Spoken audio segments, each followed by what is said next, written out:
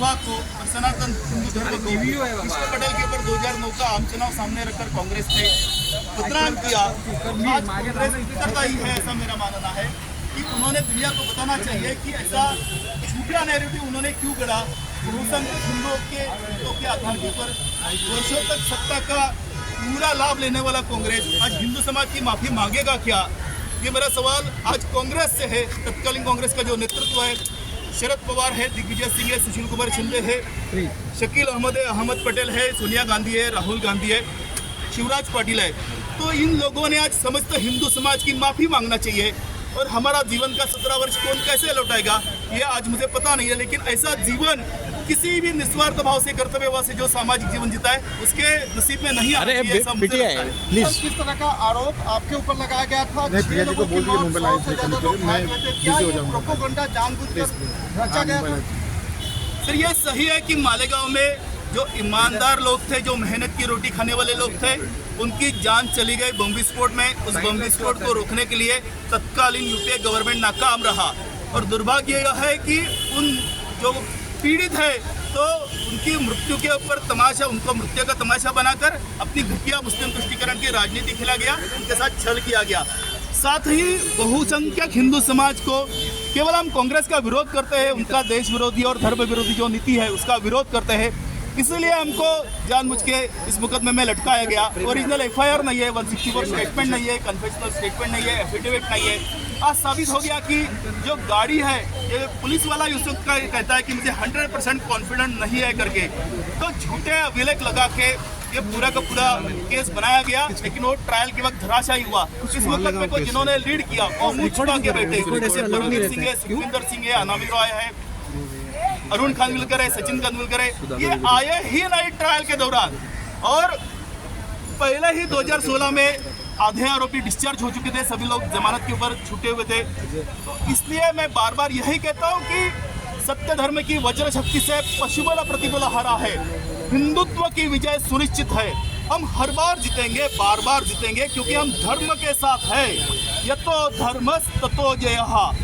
ओम नमः पार्वती पदे हर हर महादेव। दो बड़ी एजेंसियां जांच कर रही थी, एटीएस ने भी जांच का हवाला दिया, फिर एनआईए ने भी जांच किया। किन पर आपको भरोसा रहा?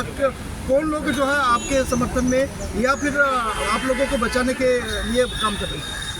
मैं फिर से आपको बात बताना चाहूँगा कि इस धरातल के ऊपर का जो भी युवक है तो उसके बदन के ऊपर जो वर्दी चढ़ती है तो वो उसका कर्तृत्व के ऊपर चढ़ती है, उसको विरासत में नहीं मिलती है। उसका जो ट्रेनिंग होता है वो बहुत ही प्रोफेशनल तरीके से होता है। और साथ ही केवल वो स्वायत्त यंत्रणा नहीं है, तो सरकार के दबाव में काम करती है। हम इसी व्यवस्था के बलबूते के ऊपर तो जीवन जीते हैं। तो कुछ ऐसे घटिया स्वार्थी जो पुलिस ऑफिसर्स हैं, उनकी वजह से ही ऐसा न्यायालय में निर्णय आता है। कोई भी गुनहगार न्यायालय के अंदर छूटना नहीं चाहिए, ऐसा ही मुझे लगता है। आखिरी सवाल कि आपके ऊपर क्या आरोप लगा था माननीय कोर्ट ने, किससे इंक्लूड किया? जो आरोपी पकड़े गए थे उनके ऊपर कॉन्स्पिरेसी का चार्ज था, लेकिन ये टेबल केस था। भोपाल में जो मध्यवर्ती एक प्रभु श्री राम मंदिर है, उसके पहले मंजिल के ऊपर इन्होंने कॉन्स्पिरेसी किया, ऐसा इनके ऊपर आरोप था। लेकिन अगर आप देखेंगे फिजिकली तो उस मंदिर को पहला मंजिल है ही नहीं। जो विटनेस लेके आए थे वो बोलता है कि मैं जिंदगी में कभी भोपाल गया ही नहीं करके। और केवल ये लेमैन नहीं तो ऑन ड्यूटी कर्नल के नाम से भी 5-5 बंदों का स्टेटमेंट रिकॉर्ड किया गया। खुद एटीएस के अफसर ने अपने ही जूनियर के नाम के स्टेटमेंट रिकॉर्ड करके वहाँ पर लगा दिया। लेकिन जो एविडेंस के वक्त आता है तो उसको बोलता है कि मैंने कभी ऐसा स्टेटमेंट दिया ही नहीं। तो एटीएस के ही पुलिस ऑफिसर बोलते हैं कि हमारे नाम से झूठे स्टेटमेंट रिकॉर्ड किए गए। आर्मी ऑफिसर बोलते हैं। तो ये फैब्रिकेटेड केस था पूरा का पूरा, और आज ये सच दुनिया को पता चला। हमको पहले दिन से पता था, इसलिए मैंने वकील नहीं किया था। न्यायपालिका को क्या कहेंगे? एक लाइन स्वायत्त न्यायपालिका को बस मैं यही एक छोटा सा विनती करता हूँ कि हमें कानून की जानकारी नहीं है, लेकिन हम बहुत विश्वास के साथ इसके ऊपर ट्रस्ट करते हैं।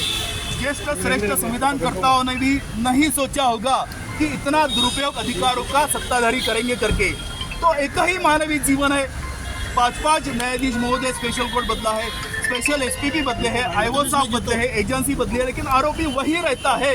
तो ऐसा कतई इस देश में नहीं होना चाहिए। यही मेरी न्यायपालिका से प्रार्थना है, उनका मैं आभार व्यक्त करता हूँ। बहुत बहुत धन्यवाद। हमने परसों भी के पहले आप नीचे करिए कैमरा, अरे काय के लिए जल्दी नीचे करिए।